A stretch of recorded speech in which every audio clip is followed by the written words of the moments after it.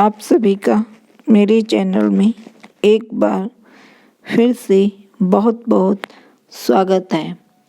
आज हम पढ़ेंगे फाउंडेशन कोर्स बीए प्रथम वर्ष में योग और ध्यान का तीसरे भाग के ऑब्जेक्टिव प्रश्न।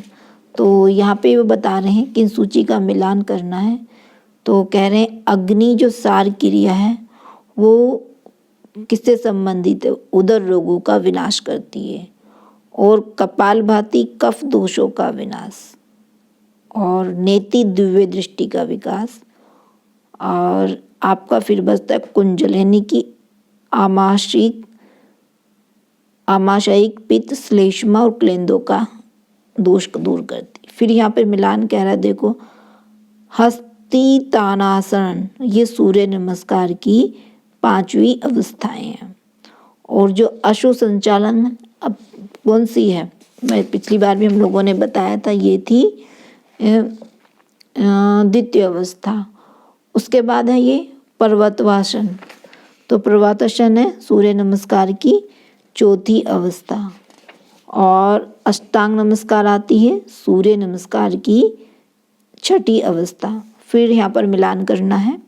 श्वासन को क्या कहा जाता है? विश्रामात्मक, ठीक है।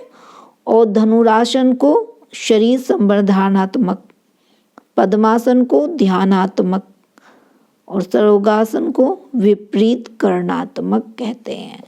योग मुद्रा में से कौन से चक्र को जगाने का उत्तम प्रयोग है? मणिपुर। और इनका सही उत्तर का चुनाव करें कि किसमें से एक गलत है। योग मुद्रा को पद्मासन कहते हैं, अग्निसार क्रिया वज्रासन, और नोली का अभ्यास उत्काटासन। गलत इसमें है, नीति का अभ्यास वृक्षासन नहीं होता। फिर बता रहा है कि सही उत्तर का फिर से चयन करेंगे तो सही पढ़ेंगे हम पहले। मूलबंध यानी गुदा क्षेत्र, उड्डयन बंध नाभि क्षेत्र, और जीवा बंध तालु क्षेत्र, लेकिन जालंधर बंध का वह क्षेत्र नहीं होता। और नेक्स्ट हमारा है, निम्न में से कौन सा अनुकंपी एवं परानुकंपी नाड़ियों के मध्य संतुलन स्थापित करने वाला प्राणायाम है? वो अनुलोम और विलोम। फिर इसका मिलान प्रेक्षा ध्यान यानी जप ध्यान, भावातीत ध्यान, मंत्र ध्यान, प्रणव श्वास प्रश्वास का निरीक्षण करना, विपासना होता है सब सुझाव। वैदिक युग का सबसे जो प्रधान देवता है वो अग्नि। शिव और शक्ति के योग का मिलन किसने कहा है? रांगेव राघव ने। सनातन योग की 2 शाखाएं ज्ञान एवं कर्म योग। विवस्वान मनु इक्ष्वाकु कौन से योग परंपरा के योगी हैं? लय योग की। सनक सनातन सनंदन कौन से योग के अभ्यासी ने? राज ब्रह्म योग के। अगला, योग संबंधित विचारधारा का उल्लेख ऋग्वेद में प्राप्त होता है। नहीं, ये क्वेश्चन गलत है। योग संबंधी विचारधारा का सबसे में विशद है पतंजलि का योग सूत्र। इसका आंसर सही है, पतंजलि का योग सूत्र। इसमें आंसर गलत दे रखा है, ठीक है। और वो बोल रहा है कौन सा जोड़ा सही है? देखो, व्यास भाष्य व्यासदेव ने लिखा, राजमातृण ने राजमातृण लिखा है भोजराज ने, तत्ववेशुरदी वाचस्पति मिश्र की। फिर बता रहे हैं कि कौन से जोड़े? तो सभी जोड़े सही बता रहे हैं। देखते हैं कौन कौन से। योग वार्तिक को विज्ञान भिक्षु ने, और योग सार संग्रह यह भी विज्ञान भिक्षु का, और योग सुधाकर सदा शिवेंद्र का। विश्व साहित्य की सबसे प्राचीनतम रचना, ये भी इसमें गलत दिया है, वेद है इसका आंसर। सबसे प्राचीनतम रचना है वेद, और वेद का ही दूसरा नाम श्रुति। और वेद कितने हैं? 4, ठीक है। सर्वाधिक प्राचीन वेद कौन सा है? ऋग्वेद। ये भी इसमें गलत दे रखा है। अच्छा, ये जो आंसर की है ना, ये गलत दी हुई है, तो इसको नहीं करेंगे। कौन सा जोड़ा सही है? ऋग्वेद देवताओं की स्तुति मंत्रों का संग्रह है, ठीक है। पहला इसमें सही आ जाएगा। अर्थवेद का विषय वस्तु है, जादू टोना मंत्र तंत्र औषधियों का विवरण। फिर है वैदिक साहित्य के ये सारे अंग हैं। इसमें वेद, ब्राह्मण, आरण्यक, उपनिषद, इस तरह से। वेद यानी संहिता, इनका यही क्रम यहाँ है, ठीक है।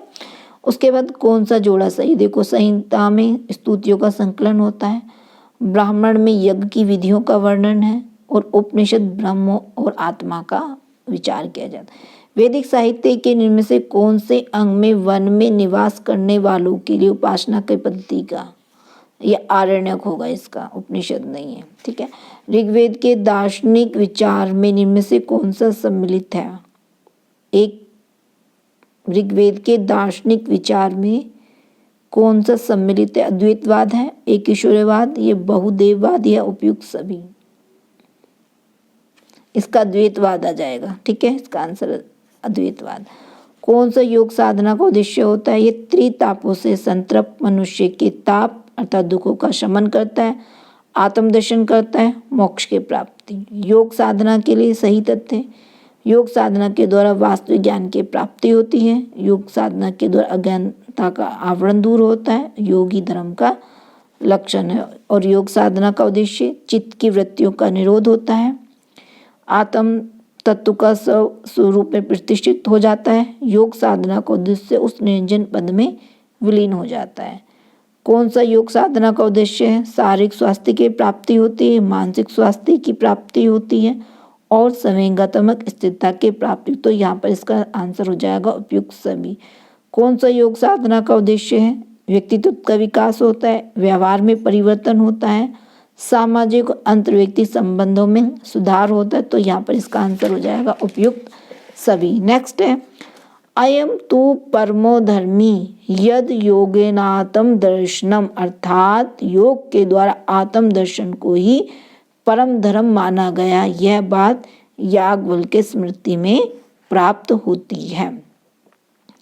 कौन सा योग साधना का लक्ष्य नहीं है, अहंकार का विकास, तो यहाँ पर अनुशासन का विकास, मूल्यों का विकास, ये हमारे क्या योग साधना के लक्ष्य हैं। स्वात्मा राम मुनिंदर के अनुसार हठाभ्यास का उद्देश्य राजयोग की प्राप्ति। कौन सा योग साधना का लक्ष्य है, तो यहाँ पर सभी है, वो कौन कौन से पॉइंट देखते हैं, पुरुष और प्रकृति के भेद को समझना, भौतिक विषयों के प्रति काम वासना को नष्ट करना, दुखों का आत्यंतिक विनाश। निम्न से कौन सा योग साधना का लक्ष्य है, तो शरीर का शोधन, एकाग्रता का विकास, शारीरिक और मानसिक दृढ़ता की प्राप्ति।